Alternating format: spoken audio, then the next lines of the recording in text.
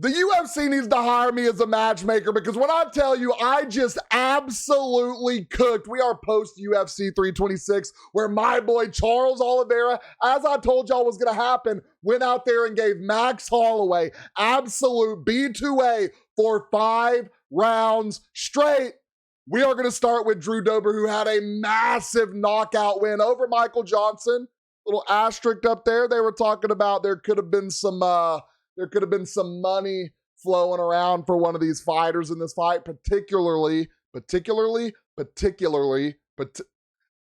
specifically for Michael Johnson, who they said could have taken a fall. I don't think this was a fall. I think he got absolutely mauled, flatlined. There are 2 fights I would personally make for Drew Dober, and I think it makes sense. He's never had a really good run of it against ranked fighters. I can't remember, he either beat Bobby Green or lost to King Green, whatever we call him now. His first fight in the UFC was something ridiculous like Islam Makhachev.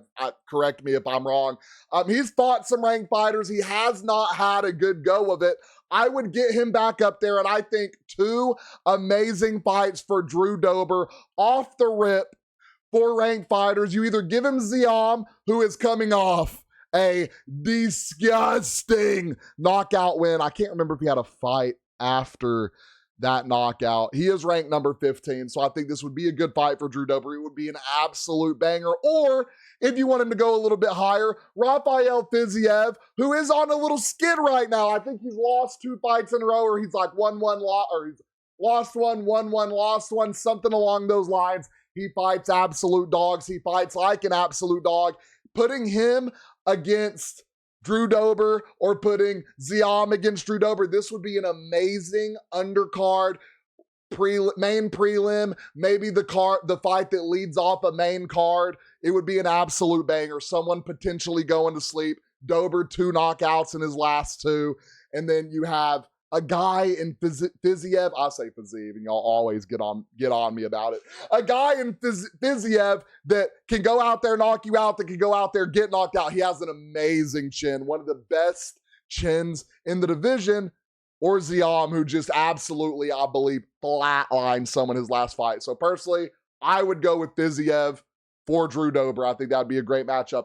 On to Gregory Rodriguez, who is on an absolute tear in the division right now. I think we do a little jump here. Gregory Rodriguez, I want to say, is ranking like 11, 12, something like that. At number 1, Reiner de Ridder. De Ridder is on a skid, and I don't know if he's going to keep skidding down. What you try to do with his ranking, are you going to try to salvage it? I think he needs to take a little time off.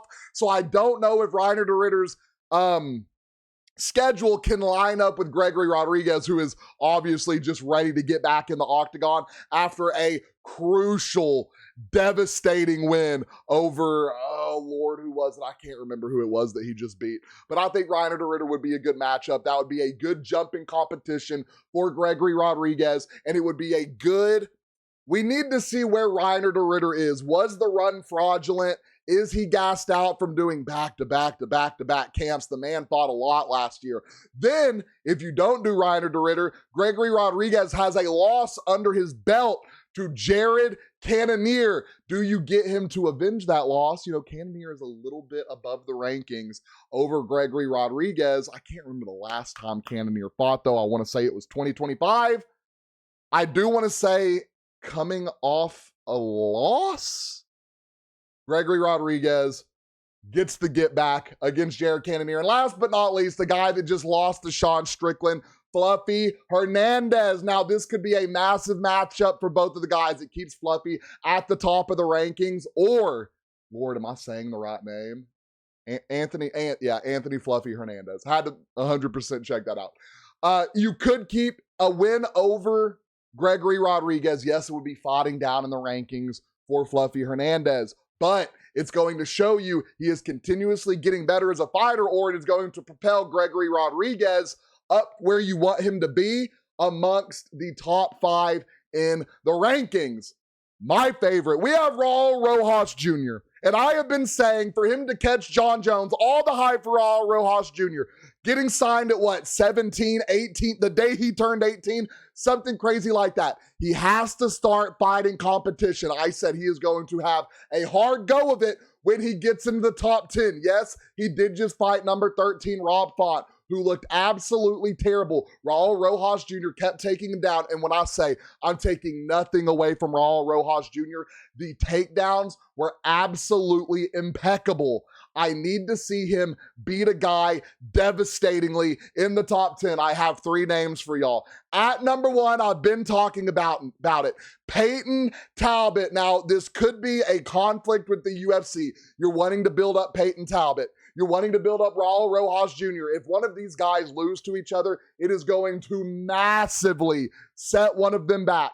Peyton Talbot, a guy who just, I want to say, beat Henry Cejudo and stuffed every takedown he possibly could from a 2-time gold medal wrestling champion. Correct me if I'm wrong. Triple C, lock it in. He beat Henry Cejudo. I think Raul Rojas Jr., this could be a massive test for him. Talbot, decent standing up, has good ground defense, but can he stop Raul Rojas Jr. getting him where he wants him? If you don't put Peyton Talbot and Raul Rojas Jr. together, you could do Raul Rojas Jr. and Vinicius Oliveira, who is coming off a loss. This is a guy who is going to take it to you on the feet. I'm not super excited about the matchup because I think he can just go take Oliveira down. We need to see someone that is going to keep Raul Rojas Jr. on his feet and see if he can bang it out in the octagon with a top 10 opponent. My last one, I think, would be the best opportunity for Raul Rojas Jr. to do what he said he's going to do. Get that championship belt in the 2-year window he has left. Marlon Vera, being that he is on a skid, he has been up there, he's seen it all, done it all, beat them all. Not beat them all. He did beat Sean O'Malley, going to throw that out there. He has fought some of the best ground guys. He has fought some of the best strikers. He is a relentless guy when it comes to this game we love of MMA. This is a guy who is so well-rounded. You put him against a guy like Raul Rojas Jr., and Raul beats him. That is a massive, massive jump, not only in ranking, but in what we believe Rosas contains in his skill set.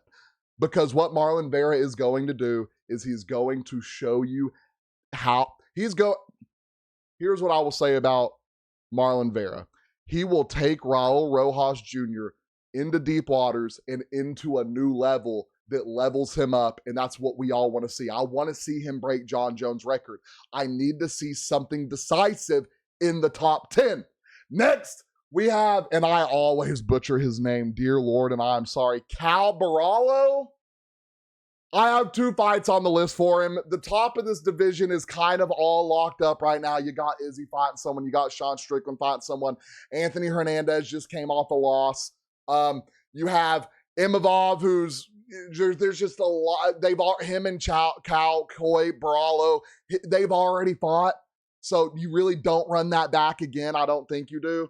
I think the best opportunity for Barallo and the Fighting Nerds is he fights Dricus du Plessis. DDP, I think a fight with Chow and DDP would be an absolute massive banger. If you don't bring him up that high, if DDP is waiting for the winner of Sean Strickland and Khamzat Chimaev, maybe you have him fight Brendan Allen. That's a guy that is amazing on the ground. He's going to show you a different look and see if you can survive at that level. I think that's the matchup to make. Then we have our main and our co-main event. We have Max Blessed Holloway. Now, these are my 3 matchups for Max Blessed Holloway. We're looking at Gene Silva. We're looking at Dan Hooker. We're looking at Benoit Saint Denis. I personally think the best option for Max Holloway, you got to go back to 145. I don't know if 155 is for him.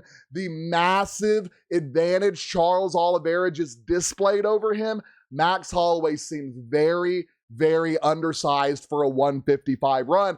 I think if you put Max against Gene Silva, that would be an absolute banger. I don't know if Gene Silva can go out there and knock out Max Holloway. I don't know if Gene Silva can go out there and pace himself 4 or 5 rounds with Max Holloway. I don't know if Gene Silva can go out there and take Max Holloway down the way Charles Oliveira did. Charles Oliveira, a not multi-division, a black belt demon, one of the best on the ground, if not the best in the game.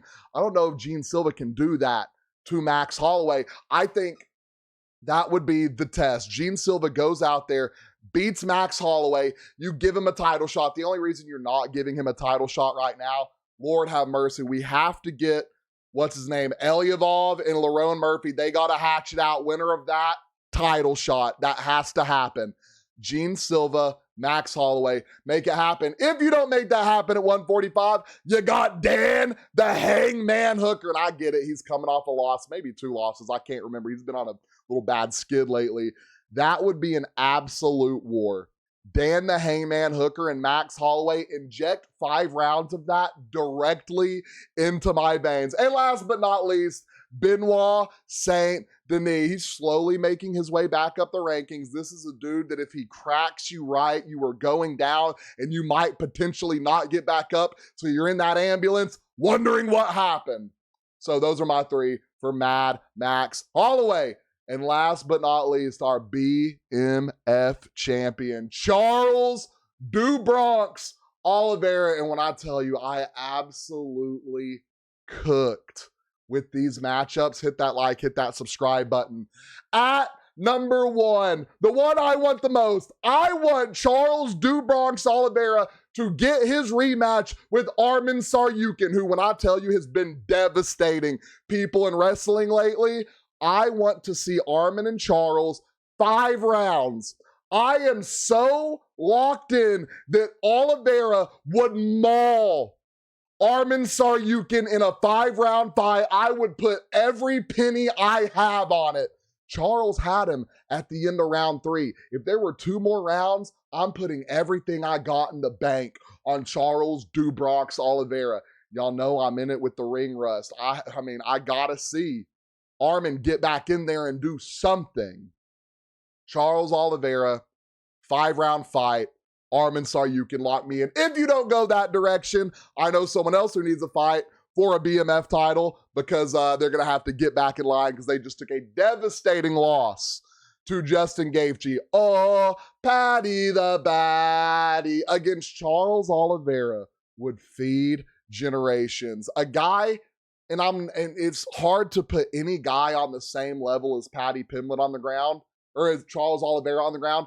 Paddy Pimblett's ground game, I think, is very, very underrated. Not to the point where I think he's going to go and sub Charles Oliveira. I think he survives better against Charles Oliveira. And both of these guys on the feet, Scousers don't get knocked out.